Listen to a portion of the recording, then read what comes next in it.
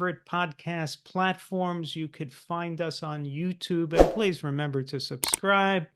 You can find us at realmeneatplants.com. My guest today is an old friend of mine. I'm guessing, Jeff, we've been friends, what, maybe 20 years or so? Yeah, at least. Jeff Nelson is the founder of vegsource.com. He also was the founder of um, something called the Healthy Lifestyle Expo, where I used to go annually. It was a big annual event with the leaders in the plant-based movement. And he's become something of a video journalist, particularly on all things plant-based. Jeff, welcome to the show. Hey, Glenn, thanks. Happy to So, be here.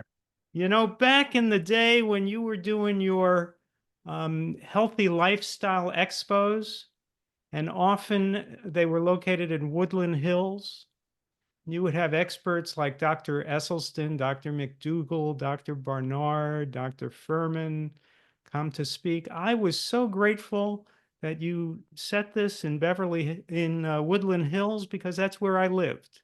I could walk there, you know?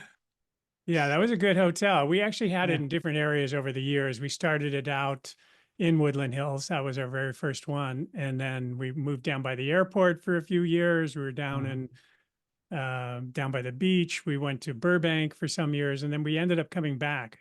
Actually, the last ones we did were up in Valencia. But yeah, we did yeah. that for about 20 years. And that must have been a tremendous amount of work putting those together. How many speakers would you have? Is it like We a usually have dozen? about a dozen speakers. We'd Yeah. have somebody speak Friday night, and then all day Saturday and Sunday we'd have speakers. And so yeah, it was a little bit of work to put it together. We would videotape it and turn it into, put it up on the internet and sell them as DVDs and that kind of stuff as well. But it was a lot of fun. Well, what Lots was of fun. great about your events is it really helped create a community, because the first night, I think it was usually a Friday night, there would be a dinner, and you had some really upscale catered vegan dinner, and people got to know each other. It wasn't just going there. Some of these events, I've been in other cities where people just go for the vendors to see who's selling the vegan donuts and the vegan shakes or whatever. And people don't get to know each other. But at your events, the first thing you do is you have dinner together. You get to know, 10 of the 200, 300 people who are there. But, over the course of a weekend, you get to know a lot of people and hear a lot of experts and mingle with them. Those were the best events I've been to. I don't know if anyone is doing events that good now.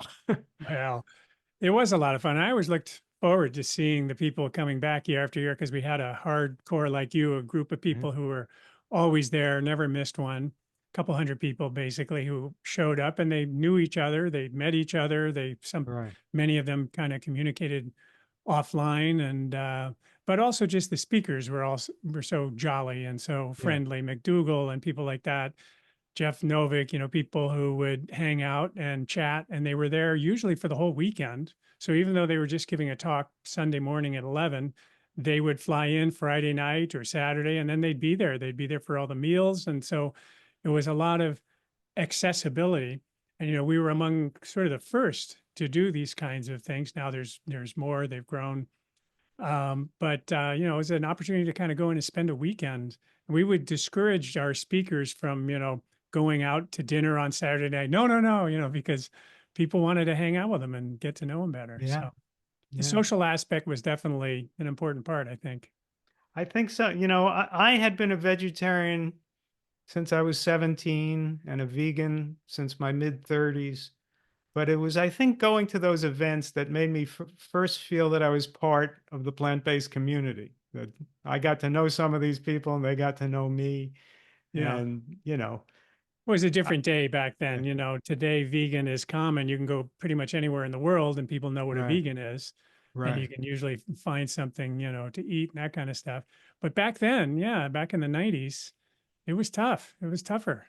And you Yeah. kind of stood out and you were, the oddball as the vegan. And when you meet a big group of vegans and spend the weekend with them, then that was cool, especially when there were all these doctors, Dean Ornish and Neil Bernard and different people who came and gave it their time and, were cool guys and are cool Right. guys. Now, I first became a vegetarian when I was 17, back in the 70s.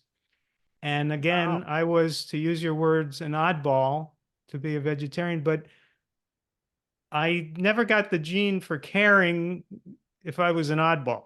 It just didn't matter to me, which I think has been probably the most protective gene or lack of gene Right. that I have, because not caring if people think you're an oddball is really, I think, a healthy thing.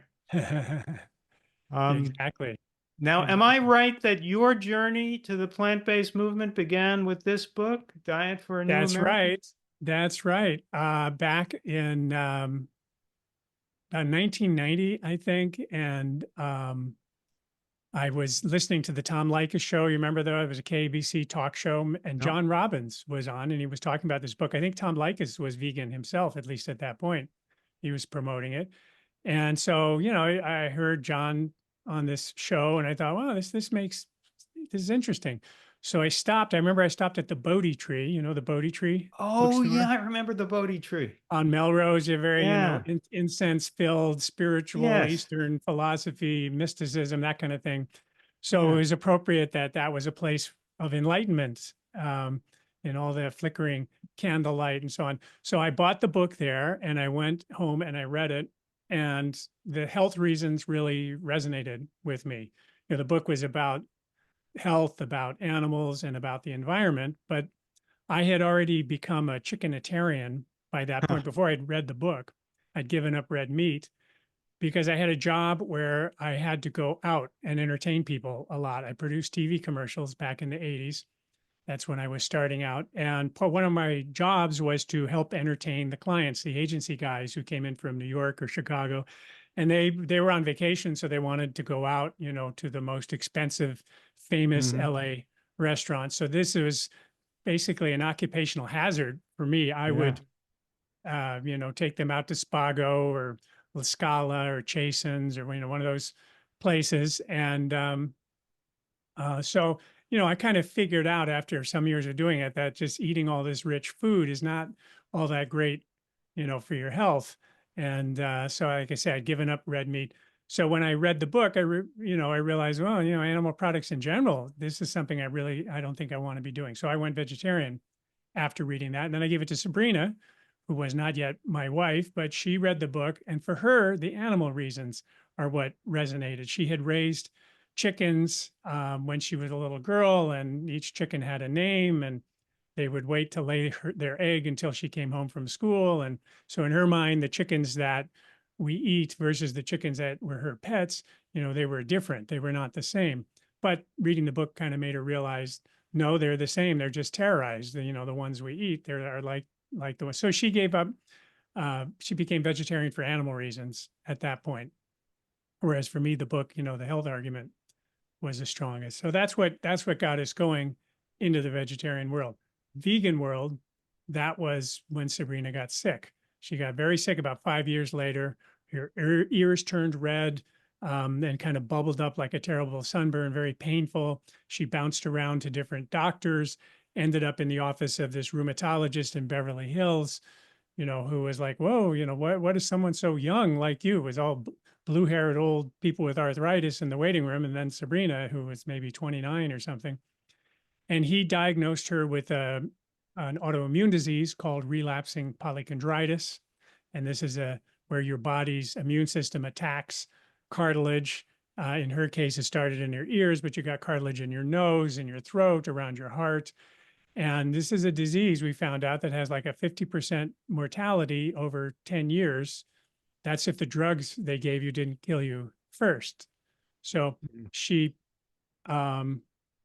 the doctor said he could help her live with it, but there wasn't any known cure. And so she lived with it. And for about a year, she would have these flare ups periodically. And when that happened, she would go to bed. She would, take these drugs, steroids, protease inhibitors, just different, serious drugs. And somebody had given her John McDougall's book, the McDougall program. And of course, you know, John McDougall is a doctor, was a doctor in Northern California. And so we were coming back from a vacation. We were in Hawaii and she had a relapse. So she picked up this book that someone had given her and read it. And in the book, he talked about the role of dairy proteins that they can play in autoimmune diseases like lupus, and relapsing polychondritis is in the lupus family. So Sabrina said, "Oh, wow." I mean, I remember the day when we were in the kitchen. I was in the kitchen. She came downstairs and she'd read this, and she read this portion about dairy and lupus. And she said, I'm gonna eat this vegan diet. I'm gonna try this vegan diet. And I was sort of like, well, you know, if you're gonna go vegan, then I guess okay. So that's how we started. And she had a monthly appointment at her rheumatologist. And a couple weeks after she started the diet, she went in, and for the first time, her SED rate was below 5. Normally, it had been 50 or above for the past year. And she had no anti-nuclear antibodies in her blood, which is an indirect measure of the disease and its activity. So she went back after 3 months of going back and getting these same results. The rheumatologist said, "Hey, you're in remission, and you know, and your cholesterol is 135. You know, good job." And he wasn't really that surprised that her diet had helped. He said that, you know, most people won't change their diet. They want a pill. They wouldn't change their lifestyle. And Sabrina was like, you know, "Are you kidding? You know, why didn't you tell me? If I would have eaten cardboard to get rid of this What disease." was his answer to that? Do you remember? I don't think she actually said that to him. Okay. I think that was her reaction. I don't think it was in his face, because he was actually very vegetarian, vegan friendly, Uh-huh. Dr. Bluestone. And he'd done some paper. He was the head of the Southern California Arthritis Foundation. And Uh-huh. he had, you know, done some papers around diet and lupus. So he was sort of in the know. But yeah, I mean, why didn't he say, change your diet? You know, maybe it'll work. Yeah. So that was, you know, that's basically how we became vegetarian and then later became vegan. And then, of So, course, so Dr. McDougall helped save Sabrina's life without even at that point meeting Sabrina, right? Just that's from her right. reading his book. Just reading that book and getting that information and Yeah. trying it. And then, you know, he saved her life. I mean, 30 years later, she hasn't had any more flare ups. She hasn't had any more problems. Yeah. It seemed to us pretty direct evidence that, you know, McDougall was right. That diet did play this very big role. Yeah. If that disease, relapsing polychondritis, is in the lupus family, is sunlight a factor too? Was Um, sunlight difficult for Sabrina? You mean getting a tan or whatever, or getting No, sunburn? when people have lupus, my wife has struggled in the past with lupus-like conditions, and the hot sun of the valley was difficult for her. I mean, it might not be a coincidence that when we were in Hawaii getting a lot of sun, she had a flare up. It's Uh-huh. possible there Mhm. was a relationship there. Okay. You know, I'm not really sure. That kind of what we weren't told, stay out of the sun, I don't think. But she did have, she went to Hawaii and got a terrible occurrence of it. And she was already seeing, yeah. And then she even called the doctor from Hawaii, what should I do? And that kind of thing. And so I think the sun may have played a role in that particular flare up. All right. Now, some people go vegan for the animals, some go vegan for health, some go vegan for the environment. It sounds like you went vegan in part for your wife to go along with your Well, yeah, wife. absolutely. I wasn't going to have two different, you know, Yeah. the ice cream is here and the, you know, whatever Right. we were still eating then when we were vegetarian, which was Yeah. ice cream. She also, you know, we gave up any sodas at that point. Right.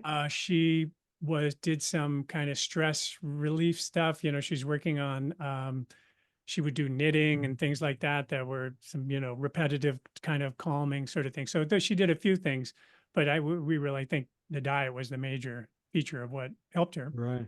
Right. And And did your health change when you went vegan as opposed to vegetarian? um, to be honest, I didn't really notice. I wasn't Okay. paying attention. You know, as long as Uh-huh. we were able to be happy and eat that way, then I was good. Right. Okay. So yeah. I But mean, I I've later, seen pictures of you on your website, vegsource.com, and you used to weigh about 30 pounds more than you do now, that's right. right? Yeah, that's right. And so And when that did was, that weight come off? that weight came off around 2016 or so when I made what happened was, Nina and Randa, my daughters, who you know, uh, had terrible cystic acne, and they did everything they could. They saw dermatologists and, took antibiotics, everything, and they kept getting told, that they should try, what's it called, the drug, the very powerful acne drug. Forgetting what it's called. Come on. I'm forgetting too, but I think I know what you mean. Yeah, you know what I mean. Anyway, a very The one powerful that's acne got drug. some risk involved with it, and it'll come to me in a second. And so, they didn't want to do that because they had a relative who had gone on it and gotten some terrible digestive, problem, and had to leave Right. school for a period of Hmm. time and so on. And they had another friend who got very depressed on it. Oh, why can't I remember? Hang on. I got to find this out. We'll take a brief pause as Jeff looks up the name of the drug. Everybody's going to know it, of course. No, no, no, no. All right, we're back. It's 3 hours later, and Jeff has found the name of the Accutane, acne drug. Accutane. Go ahead, Jeff. What's the name? So the girls were told to take Accutane, and this was, Accutane is the name. All right. right. So they didn't want to take it. And one day driving up to San Francisco, I remember they checked the Dr. McDougall's website because I recalled he had stuff about acne, and he talked about a very low fat vegan diet, just take all overt fats out. And what was interesting is that they had gotten their first major breakouts when Sabrina and I were traveling. We were in Hawaii and they were sick and they were at home and they were eating peanut butter and toast. So they're eating a lot of peanut butter and toast. And so it's sort of like, whoa, man, that's what McDougall is saying is not to eat, not a lot of overt fats. So they decided to try McDougall's, anti-acne diet basically. And it worked. It worked for them like crazy. But as they were doing it, I said, I'll do it with you. I'm going to go super low fat. And uh, So th- you went vegan for your wife and super low fat for your daughters. exactly. Yeah. Wow. And I dropped about 30 pounds. So I was also bike riding a lot. So I was getting a good amount of And exercise. you're a jogger, right? I do a lot these days. Which Yeah. you probably do for your dog. And no, I do half marathons, but my son, he's the Uh-huh. one that got me into that. He's a Oh, marathoner. okay. So So you do it for your son. Okay. yeah, yeah, we're doing that together.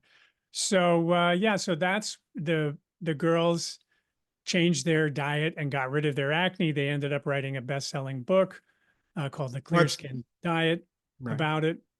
And I didn't bring up my copy here next to me, but and McDougall wrote the foreword for that book, and that was huge. When they got rid of their acne very quickly over the course of a few months, and it was very severe. You've seen the before and afters.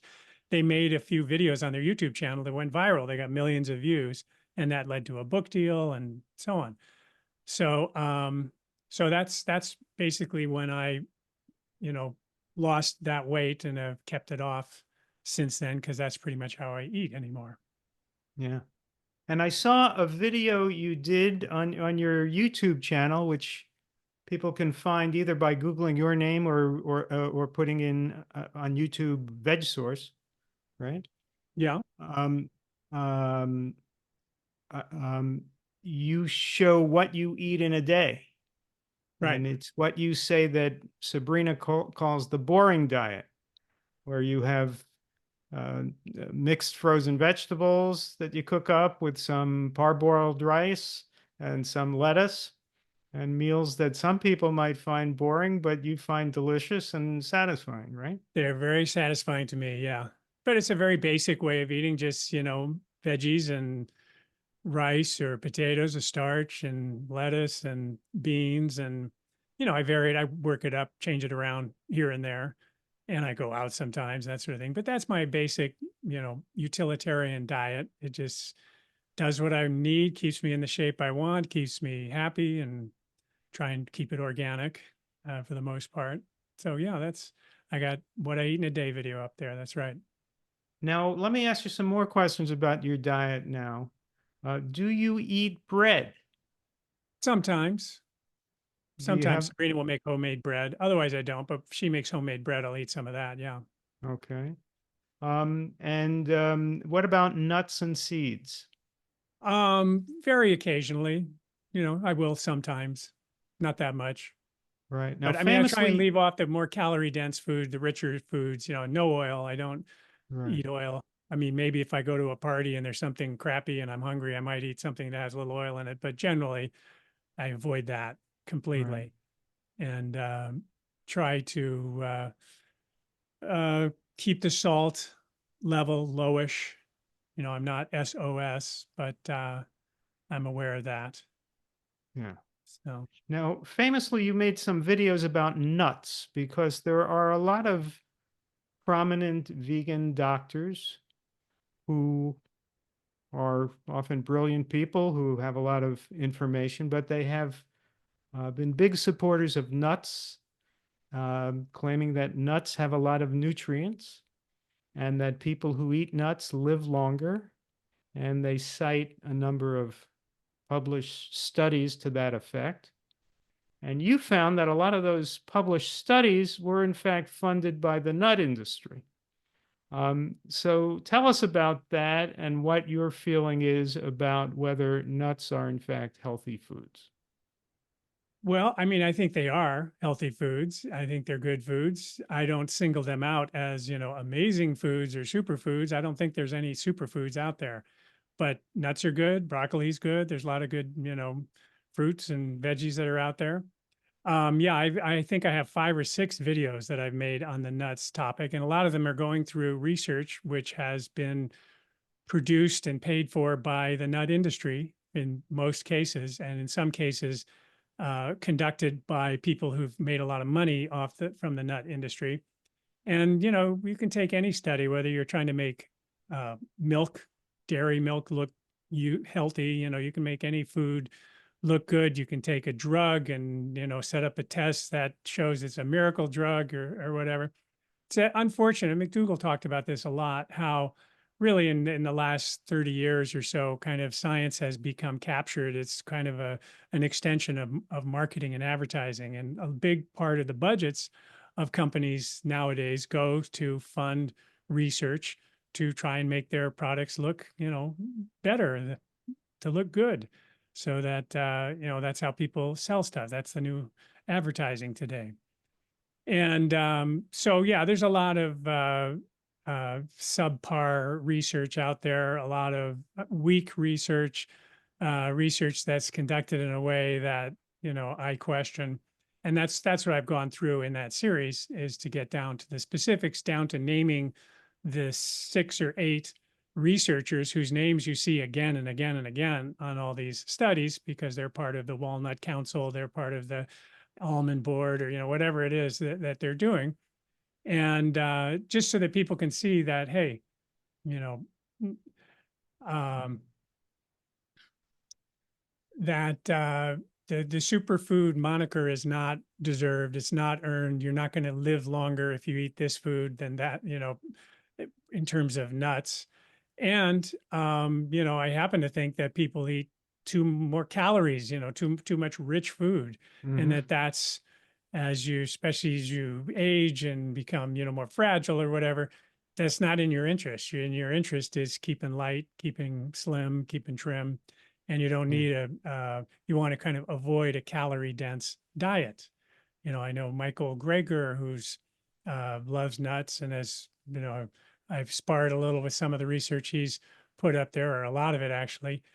I know that at some point he had to figure out how to become more active to prevent from putting on too much weight. And I know he adopted the what do you call it, the thing that he walks on during Treadmill? his treadmill. He has a treadmill. He's on a He's on. treadmill during most of his videos, it That's right. seems. He's on a treadmill and so on. And that arose, is my understanding through my people I know, from his desire to, keep his weight down. So Yeah. one way to keep your weight down is to be exercising a lot, and Yeah. exercising is good for you. And, I'm all in favor of it. But And you another run way is 6 miles a day, right? how many? And six? You run six Oh, miles a I day? run 6 miles. Oh, I thought you were saying, yeah, yeah. I generally run about 6 miles a day. Yeah. And but also just, if you focus on calorie density, that even above nutrient density, in my opinion, that's a better focus. Yeah. And if you're eating an extra 200 calories a day because you're eating your healthy nuts, that's 200 calories more than you're eating if you didn't believe that nuts were going to save your life. And then you Right. may not have to be on the treadmill as long. That the fallacy involved with nuts is the fallacy of chasing nutrients, that we always need more and more nutrients. So there's protein and there's calcium and there's different nutrients in different nuts. And there's selenium in Brazil nuts and so forth. And I tend to have one or two nuts a day, but I know that if I eat too many of them, I'm going to put on weight.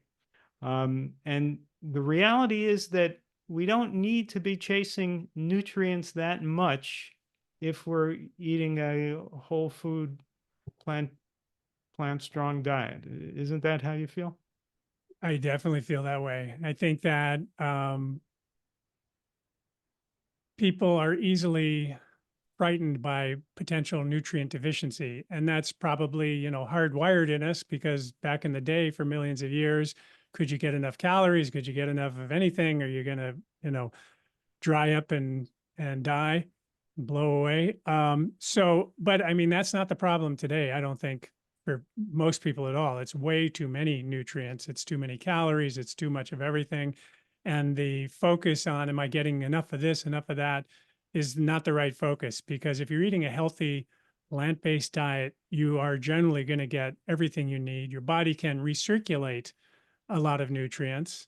So people don't necessarily know about that your body can reuse and recirculate nutrients that you've consumed. And, we talk about calorie restriction, being able to extend life.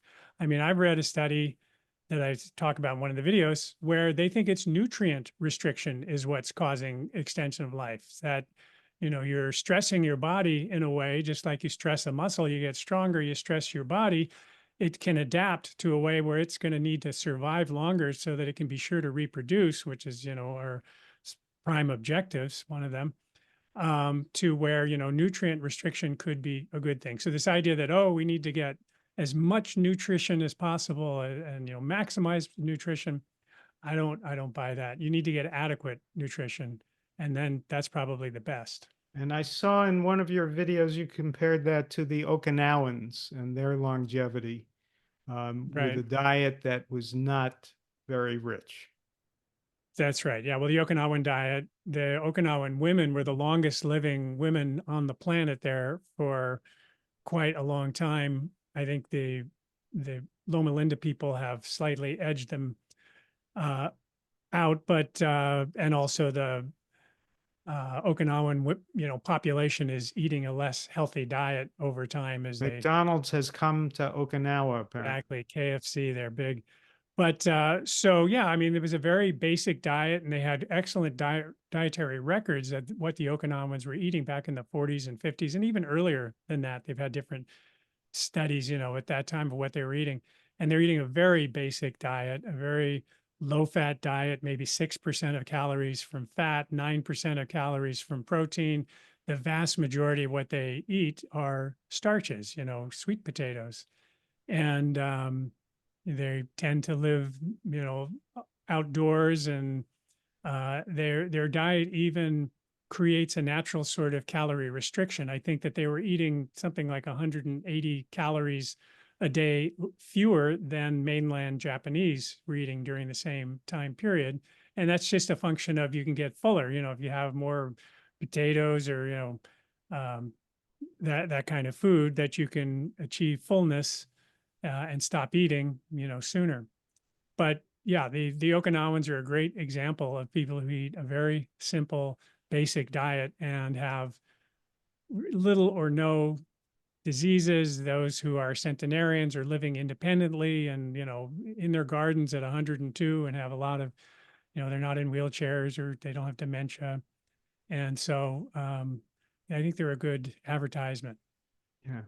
Now, you mentioned that your view is that there aren't superfoods. I have a slightly different kind of quirkier view on it. I Okay. think there are superfoods and they're all purple. That's my view of it. So, for example, Okay. purple sweet potatoes, which they eat, by the way, in Okinawa. Of Purple course. sweet potatoes, purple grapes, blueberries, dark blue, Japanese eggplant. I love anything purple. And so for me, those are the superfoods. I have absolutely no scientific evidence for that, but that's just my It's approach at probably this. true. I mean, they probably are excellent foods for a variety of reasons. And the purple, the color may have something to do with it. It's Yeah, responding to sunlight, it's defending the plant, and it turns out to be something useful when you eat it. right. They've got anthocyanins in them, antioxidants. Is that okay? So Yeah. yeah. So back in the day, back when you were producing the Healthy Lifestyle Expos, you were really, Jeff, as central to the plant-based movement as anyone because you produced these events. It's where everybody got to know each other. They were sort of the events of every plant-based year, from my point of view anyway, were the Healthy Lifestyle Expos. And so that goes back now 20 years or so. How have you seen the movement change since then? Do you feel the movement is as more or less coherent now as it was then? Are we winning or are we Well, let losing? me Is let it me just take a minute to yeah, describe where we were back when we started this, okay? and then give some contrast to where maybe we've gone at this point. Back in '96, that's when Sabrina put her relapsing polychondritis into remission. We felt like, she had dodged a bullet. We went on the internet. That was early days on the internet. And we found very little about the vegan diet and health or even about diet and health in general. And so we decided we made our website, vegsource.com, and we dedicated it to John and Mary McDougall, as well as to John and Dale Robbins. And the website was really our form of kitchen activism for Sabrina and me. It was, we'd been blessed to get this information. Sabrina dodged a bullet, so we wanted to try to help spread the word. And we ended up contacting doctors, beginning with Dr. McDougall and experts and different people who were also working to spread the good plant-based, the reason to go plant-based. And for example, I contacted McDougall to thank him basically for, saving Sabrina. And I offered to have our designer, we had a guy working for us then, update his website. McDougall had a very kind of crude website, and to help drive traffic there and to host a discussion board for him that we would moderate. And McDougall said, hey, that would be great. So we ended up doing this for a lot of people and a lot of organizations. We made the first website for PCRM. We did the Farm Sanctuary website, Howard Lyman, EarthSave.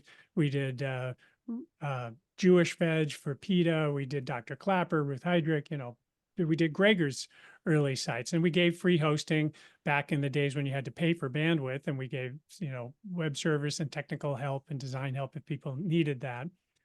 And then, in 2001, that was the first expo. I don't know if you came to our first one. That was at Woodland Hills, but that was, we Probably decided to did. do a dinner at a local hotel. I mean, a Mhm. local restaurant, Buddhist restaurant here.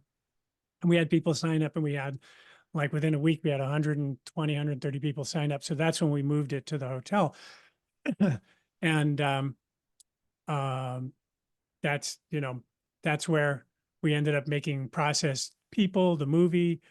From that was we took a weekend and we interviewed all the experts there. I took them off privately for half an hour and interviewed them, asked them all the same, dozen or so questions.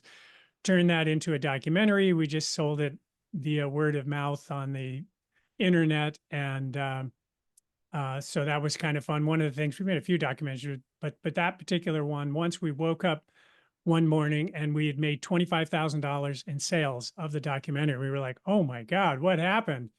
And we found out that Jillian Michaels had watched the video, and then she'd made a Facebook post saying, "Oh, this is a really good video," or something. And it just, I mean, went through the roof. So that movie in and of itself reached a lot of people. And so, we did those for annually for a bunch of years. And as we did them, more people, Rip started his program, Rip Esselstyn, for example, and then he'd bring experts in and do his. McDougall started his. McDougall was the first one who came to me and said, "Give me these speaker, contact things." And he started doing them. So there's, all kinds that have sprung up over different places and organizations over the years that have come up of doctors and so on, the Plantrition Project and that kind of thing, who do these things now. And they do them for credit, and they aim them more at a medical audience than what we were doing. We were more the layman audience. But so how have things changed? I mean, in the early days too, we went to a lot of vegan festivals and events to just, go hang out and see our people and be there. Sometimes we would have a booth to promote whatever we were working on and doing. But it's a very different day today than it was in 1996 when we got on the internet. There's a lot more people who've gone vegan. It's not quite so edgy as it was then. It's just people can be vegan. Oh, okay, not necessarily a big deal. There's still, I don't like when I see, the vegan cult leader, killed 3 people or something like, or whatever. There's still a little bit of that they're trying to put on veganism, maybe the kookiness aspect. But, there's so much vegan food that's come online and vegan products. They pretend to differentiate themselves and call them plant-based to kind of just separate from whatever picture you might have of vegan, of what vegan means. So there's a lot of plant-based foods out there, which is great. And some of them, they're great, but I'm not going to eat them because they're full of oils and, Full of coconut oil. Exactly. Yeah. Stuff that I'm going to avoid. But, how has it evolved? How has veganism evolved? Or what's your question exactly that you're? Well, do you think that we're winning? Do you think the lesson is, people are getting healthier and moving towards a healthy, whole foods vegan diet? Or do you think that the vegan movement has been co-opted in part by the food companies who are putting out all this food with coconut oil, and people aren't really getting healthier, and the percentage of vegans in the population, or at least healthy vegans, isn't really growing? I think, it's grown a lot, and we've made huge progress and big strides. And I'm glad that it's all happening. I don't think that, as they say, that it's earth shattering. There's always going to be the pushback and the carnivore and that sort of thing. That's kind of natural. But I see a lot of people who are, reversing, getting off medications, reversing problems through the diet. And that's kind of, to me, the strongest evidence, the thing that I'm most excited about. So, I mean, I think there's a lot of people. I mean, look at what Rip is doing. Look at what do you know Jim Glacken, friend of mine? I don't know if you've No. met him. He's come to our event many times and so on. He's been with a couple of different big companies, and those companies have brought in their own programs, whether it's through McDougall, through Esselstyn, through, where they get, just as Whole Foods did, getting employees offering them the opportunity to, learn dietary change. And it becomes a win-win-win all the way around, because these are companies that are self-insuring. And as people get sicker, it gets more expensive. If they can teach them, to use diet and lifestyle to get themselves off meds and reverse problems, everybody wins. Is he So getting companies that self-insure to yes, use that yeah, program? that's right. Yeah, they've done that with a few different ones. I think Whole Foods early on did that.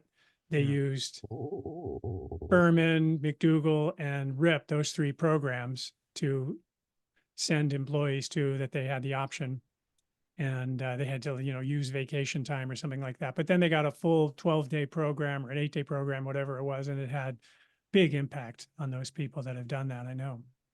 And in Los Angeles, would you say there are more or less vegan restaurants now than there were 20 years ago? And are they better or worse? No, there's definitely more. There's definitely more. It's been on the way up. Are they worse? I mean, I love a good vegan restaurant. That doesn't mean I'm going to go there all the time. You know what I mean? Right. There's some that are very rich, but no, I think that's great. I know my kids can always find something in pretty much any part of town, wherever they're working, and so yeah. I mean, we part of with the our health system becoming so expensive and with a measure of corruption, I think that people are aware of, that we just yesterday, was it the head of the CDC, head of drugs, the drug chief, the top drug chief at the CDC left in January. And yesterday it was announced she's gone to work as the top medical officer of Pfizer. So you have, it's pretty obvious if you're looking at the government, even looking at, medical associations to tell you how to be healthy, often those places have different objectives, which is making money. And Right. the people who are the Michael Clappers, the Furmans, the McDougals, and people like that that have been teaching this have not been primarily motivated by trying to get rich. They're trying to get good information out that people, you know, benefit from and get their lives back. So, Yeah. I think there's that we're making progress. It's always three steps up and one step back kind of thing, because that's the nature of the world. And but I just know so many people in my universe over decades, and whether it's close friends or acquaintances or people through the internet, that sort of thing, who get this information and it changes their life and they're hooked, and they're Right. out there trying to help other people get it too. Yeah. What do you What think? is your approach to medical care? Some people like to get their blood work done often, get all kinds of scans, um, keep up with their vaccinations, uh, and go to the doctor regularly. And other people, skeptical of vaccinations, um, don't go to the doctor unless there's a problem. Don't do a lot of testing. Where do you fall on that spectrum? Well, I haven't had a physical for, I don't know, 15 years or something. So I don't go Okay, so see a you're not doctor. going to the doctor I regularly. don't go to the doctor. If I get sick, if I break, a bone, which I've done, then of course I'm going to go to the Right, orthopedic or whatever and get it set. And if you have an emergency, then I absolutely want to go see a doctor. But I don't see doctors. Haven't seen my main doctor died unfortunately last year, John mm, McDougall, the guy who was my go-to guy. Basically, what I do is I get blood tests every year, and I go to a place called lifeextension.com, and you can order any type of blood test you want. I get a panel. I get some basic tests that I want to have done, and you order it, and then you get within the next day an ordered thing. You can take it to the lab, and they'll draw the blood, and then you get an email within a week with all your results. And then if I have something in there that I'm not sure about, I have a lot of friends who are doctors yeah, who I can talk to and who I do send something to. What do you think about this or whatever, just to bounce it off. But I'm not into scans. I'm not into, checking out things. I'm into prevention, which is my way, which is try to be as healthy as I can and eat healthy and get sleep and sunshine and take vacations when I can. right. So And I'm try, guessing you didn't believe in the idea of doing a preventive colonoscopy. that's true. Yeah. Yeah. Yeah, I'm I the didn't, same way. And yeah. my argument on that is that, there may be convincing evidence. I haven't studied it closely, but there may be convincing evidence that colonoscopies save lives of Americans who are eating a very unhealthy diet that generates polyps and cancers in their colon, and that it may be that the benefits outweigh the risks for those people to get themselves scoped, as it were, and see what's going on. But I feel, and I'm not a doctor, folks, but I feel, just my opinion, that if you're eating right and you're eating healthy, then the risks of the colonoscopy are going to outweigh the benefits. And, you know, I'm Buyer getting old beware is enough my, that pretty soon they'll be recommending that I not do a colonoscopy. yeah, yeah. Buyer beware. I mean, I'm not looking for any tests. I don't want to go looking for anything. That was kind of Yeah, McDougal's thing. Why go looking for trouble? You know, if you got yeah, trouble, it'll find you, then you deal with it. right, But I do the someone that I knew growing up lived down the street. She went into the hospital for one and she died. She never came out of the hospital. They perforated the colon or something. They had some accident and she died. she So was I mean, these killed by a things, colonoscopy. yeah. So these things are not completely risk free. You know, there things Right, can happen. And but like I say, I feel like most of those tests, what they can tell you is like, should you get a um, calcium score or something like that? No, I'm not going to get a calcium. Why? Because what if it says you got a bad score? I mean, I'm going to do the same thing. I should eat the healthy diet, whether you've got a good score or a bad score. If you got a bad score, what does that just motivate you to do it more or right, something? right, But so yeah, I can't, other than, as I say, you break a bone, you crack a rib, you need to see a right. doctor, something that you get very sick, then yeah, should go in and see a doctor. Otherwise, I don't want to see those guys. Not at all. I feel the same way. And we both have a lot of friends who are doctors. But Yes, yeah. And who I respect a great deal yeah, too, those doctors. I'm not, I don't necessarily include them in that yeah, number, but I don't want to need a doctor. So I'm not going to need a doctor unless and until I do. I'm not going to right, go looking for trouble. right. I tend to go for an annual checkup just to see how he's feeling, you know, Yeah. make sure he's Rotate the okay. tires and right. Yeah. See, And then if he's feeling okay, I say, good, I'll see you next year. right. Well, Um, my aunt, she died at 99 years old. She went very occasionally to the who was doc. this? This is my aunt. Your aunt. My aunt, yeah. She Th- she didn't believe in doctors, but she Uh-huh. did see a doctor about every 12 or 15 years for something, Uh-huh. and she outlived them all. So Right. the Now doctors are you putting. had a good experience with fasting at True North, didn't you? Yes, yes, I did. I've Tell us done that about that. twice. Well, I did it 20 some years ago the first time, just kind of for fun.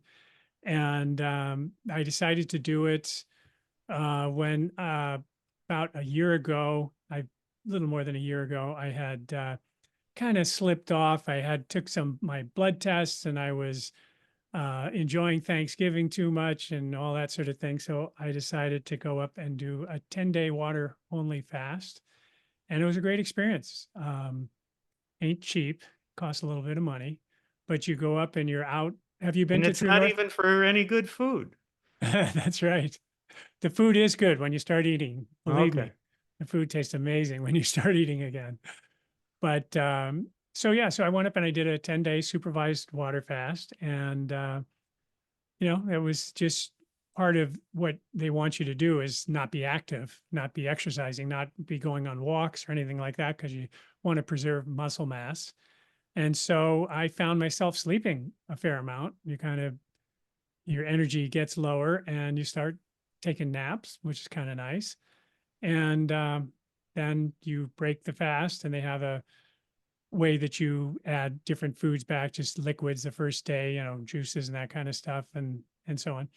And I dropped, what did I drop? 15 pounds, I think, during the fast. I ended up with a net loss of about 10 pounds that I've kept off. Hmm. But yeah, I mean, you feel light, you feel good. You got to be careful because you can be a little lightheaded if you get up too fast if you've ever done any kind of long-term fasting. But Right. completely, you're with experts up there who know what they're Well, doing. They fasted over 25,000 people. They've never lost right. one, Yeah. and Dr. Alan Goldhammer, who I interviewed on this channel, I'm sure, and yeah. he has a remarkable story. When I was 15, 16, I think I probably wanted to one day become center fielder for the New York Yankees. Did you have something absurd like that you wanted to do when you were 15 or 16? Yeah, not quite, but I wasn't looking to be on any ball teams. Something else? Musician, Um, rock just, star, I kind of wanted to go work in film and TV, which is what I did. be it perhaps a film director? I was a producer. Okay. But Yeah. what your dream was to be a producer? Yeah, I guess. All right. I Because guess here's it's the I point I'm can think of trying it to as a make. dream, but yeah. When Dr. Alan Goldhammer was 15 or 16, what he wanted to do when he grew up was have a clinic where he would water fast people and improve their health. He really wanted that when he was a kid? Yeah. Yeah. Jeez. I mean, who has a nutty dream like that at 15 or 16 and then does it? It's amazing. That to me is mind-boggling. Yeah. Well, Alan's a mensch. He's the best. Yeah. He's a remarkable fellow. Yeah. Um, and so would you say that what are your goals going forward, particularly as regards to your place in the plant-based movement? I mean, I'm here. I'm Uh-huh. still around. Longevity is the first goal. And what I like to comment on things from time to time. That's on YouTube when I have something I want Yeah. to comment on. I always enjoy that.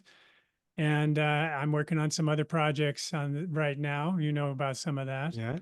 that I'm launching. But yeah, I mean, we will probably come back and do another expo again. Oh, you will? I want to We be get a there. lot of interest. We get a lot of people who write us about that at different times. So we'll probably put something together, whether it's going to be here in LA, whether we're going to go to, a beach place somewhere beautiful and do Uh-huh. that. We're going to figure out. But Okay. so yeah, so I mean that's kind of my kids. They got their lives. We're Yeah. doing other things and projects and stuff that we're working on. We're not as busy on VegSource, for example. At one point, VegSource, when we first launched, we had, I don't know, 60 or 80 discussion boards. It was before social media and all people Yeah. used discussion boards. So we had a lot of busyness and things that went on there that we managed over for years until the advent of the Facebooks and the Instagrams where everybody Right. tended to collect. And so, yeah, we do, little things here and there. A documentary idea may come up around something plant-based. And as I say, we'll probably do another expo again at some point for Well, let our me know when you do, crowd. Jeff. Yeah, you bet. All right. It's been good speaking with you. Good seeing Oh, you again, my thanks friend. for having me. All right. Glenn. Take Great care. seeing you. Oh, people can find you at vegsource.com and on YouTube at VegSource, right? That's right. All right. Here I am. Take care. Thanks, Glenn.